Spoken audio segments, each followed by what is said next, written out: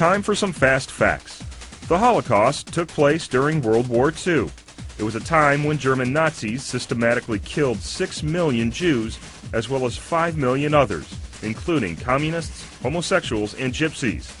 Nazi leader Adolf Hitler characterized Jews as an evil race that wanted to take over the world, and he killed millions of them in concentration camps. The most infamous of these was Auschwitz, a camp in German-occupied Poland. As many as 1.5 million people were killed in Auschwitz.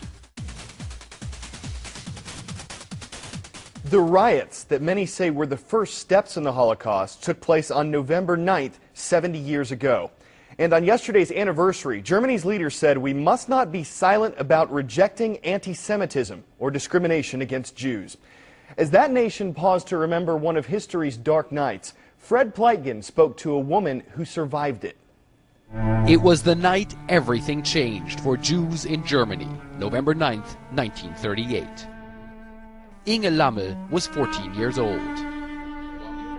Suddenly we were awakened and told to grasp our handbags, leave all other things behind, and flee out of the house before the Nazis came to damage the house.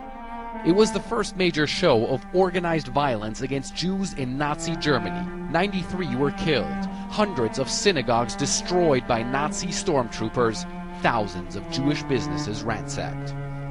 Lots of glass was destroyed, and it all lay on the roads, on the streets. You can see that going through the streets. Because of the shards of broken glass laying in front of synagogues like this one in central Berlin, the Nazis called November 9th, 1938 Kristallnacht, Crystal Night, or the Night of Broken Glass.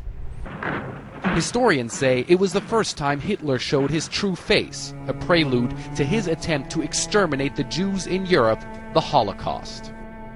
For all Jews living in Germany, it was very clear that future life in Germany had become absolutely impossible. It was very, very clear that there would be increasing violence towards the Jewish population. Many Jews decided to flee Germany after Kristallnacht. Inge Lammel was one of them. Her travel chest was displayed at the Jewish Museum in Berlin. She and her sister made it to England. Her parents were not so lucky. In 1943, they were arrested by the Gestapo and brought to Auschwitz. And then were murdered in Auschwitz, both of them. Yeah.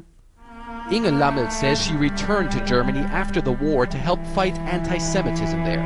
She says even 70 years after Kristallnacht, with right-wing groups still operating in Germany, that fight is as important as ever. Fred Pleitgen, CNN, Berlin.